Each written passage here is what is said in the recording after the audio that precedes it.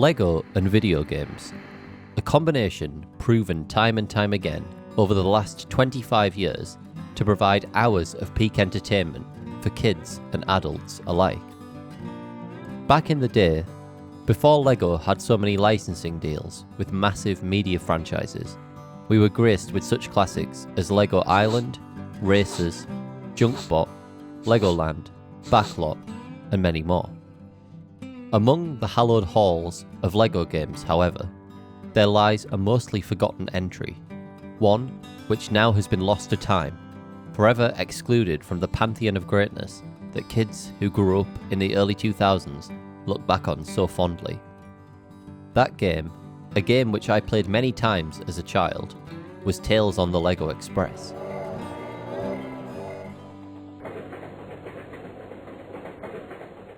Introduced all the way back in the 1960s, the Lego Trains theme is one of the oldest in the company's history, and it's easy to see why. The concept of building and running your own train system has great appeal and continues to be popular to this day. There are actually two games I'd like to discuss today, with one being Lego's Train Configurator game, which was sort of a companion piece to Tales on the Lego Express, and allowed you to build a virtual train and drive it in different locations around the world. Let's take a look at these lost Lego games. Tales on the Lego Express, or Tales of the Lego Express as it's referred to on the title page, was a choose-your-own-adventure flash game released in 2002 on the trains section of Lego.com. Developed by Chop Shop Studios, the basic plot revolved around teaming up with Conductor Charlie and foiling a plan by Senor Palomar to hijack the train and steal the Gale's Eye, a diamond discovered by Johnny Thunder in Antarctica. All of the characters were already established in the Lego canon of the time, and included the aforementioned Charlie and Palomar from the World City theme and Adventurous themes respectively, Rudo Volano and Alexis Sinister, also from the Adventurous theme, Engineer Max from the Trains and World City themes, and Sheriff Wild Wyatt West from the Western theme. There is an archive of the train section of Lego.com on the Wayback Machine, which shows the games and the other features available on the site at the time. Just seeing this old site brings memories of exploring the internet for the first time flooding back to me. Unfortunately, the archive is incomplete and the original .swf files for both games weren't preserved, leaving them unplayable in their original state. It is great, however, to see this time capsule of a site and appreciate the whimsical web design of the early 2000s, complete with train track navigation bars. Compare that to the current sleek and uniform branding on the train section of Lego.com, and I think we've lost something over the years. The current page, at a glance, could be for any of the themes or product lines on the site, whereas you know immediately on the old site which section you're looking at. Back to the games in question. Thankfully, some media does survive for Tales on the Lego Express. We have these gorgeous high-quality screenshots from the cutscenes that would play in between the text screens in the game, which were obtained directly from Chop Shop. Separately, a video discovered on Chop Shop's Vimeo page shows some of the fully animated cutscenes. Thankfully, this has been backed up and preserved on the Internet Archive. Additionally, we have the loading and title screens, as well as the full script for the game, which were discovered on the Wayback Machine. Based on this found script, a bare bones recreation of the game was posted on itch.io by user JointDog, which allows you to play through the game's story, albeit with no artwork.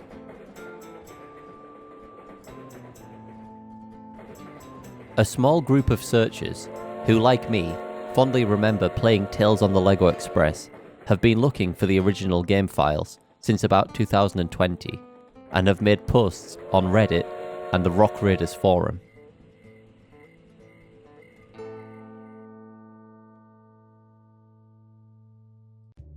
Here we can see a chat log from a few years prior in 2017, where LEGO support was contacted and unfortunately revealed that nothing at all was saved internally from the game, ruling out LEGO themselves as a source for recovery.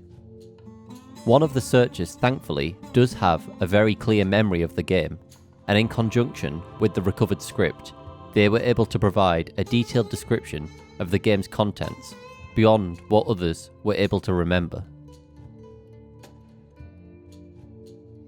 Going even further back in time, there's a thread from 2009 on Eurobricks.com where users are asking what happened to both Tales on the LEGO Express and the train configurator. Even then, the games were lost. It's understood that former Chop Shop employee Rob Reed was the game's designer, and despite multiple attempts to contact him, he unfortunately hasn't responded to inquiries about the game. That leaves the only option for finding the game's .swf file, without which it can't run, down to hoping that someone downloaded it back when it was still online and has held on to it all this time.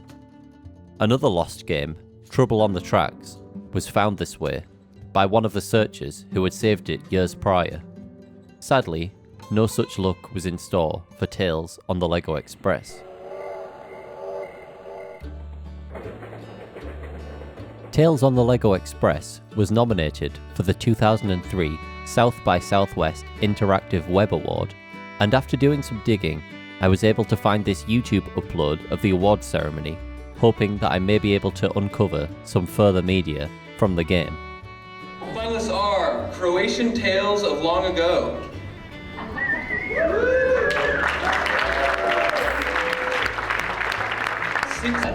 If you did make it from Ireland. In typical Lost Media fashion, there is a jump cut at the exact moment when the title would have been read out by the host. Sadly, I seem to be one of the only people online, bar the commenters on Eurobricks, who remembers the train configurator. The basic principle of this flash game was being able to build a virtual train using real models and parts offered by LEGO at the time, run them on a track, and then either add them to your basket for purchase or save them to your wish list. I remember being absolutely captivated by the atmosphere of the game, especially being able to change the background and time of day. I talked about this in my Liminal Space and Childhood video, which you should definitely go and watch after this one. But there was something so satisfying as a child about seeing toys lit up in the darkness. All that really remains showing gameplay are these two very low quality screenshots from the Wayback Machine, which have a stunning resolution of 240 by 188 and 240 by 166. As you can see, the details are very hard to make out, but we can see some of the different carriages and engines available, the controls to drive the train, day and night options, and the 4 different scenery backgrounds, which using my foggy memory and the low quality text I think are Rocky Mountains, Green Alpine, Tropical Palms, and Ha Long Bay. I think I specifically remember this game so vividly, partly because someone I knew had recently taken a trip on the Orient Express, and I like to imagine that they were on the train that I was controlling. A bit of a strange memory for sure, but I was probably only about 5 or 6 when I played this. In regards to the train configurator, that's about all the information I have. I don't know who developed it or designed the game. I think of the two games, Tales on the LEGO Express is much more likely to be found, as there's a lot more information and content available for it. I would be over the moon to see either of these pieces of lost media discovered, and if you're watching this video, I assume you're either a LEGO fan, a lost media fan, or someone who played these games growing up. If you've enjoyed this look at one of the forgotten corners of LEGO gaming, please consider leaving a like, sharing your memories of the old LEGO site in a comment, or maybe even subscribing if you're feeling extra generous. I know I have enjoyed revisiting these nostalgic childhood games for this video.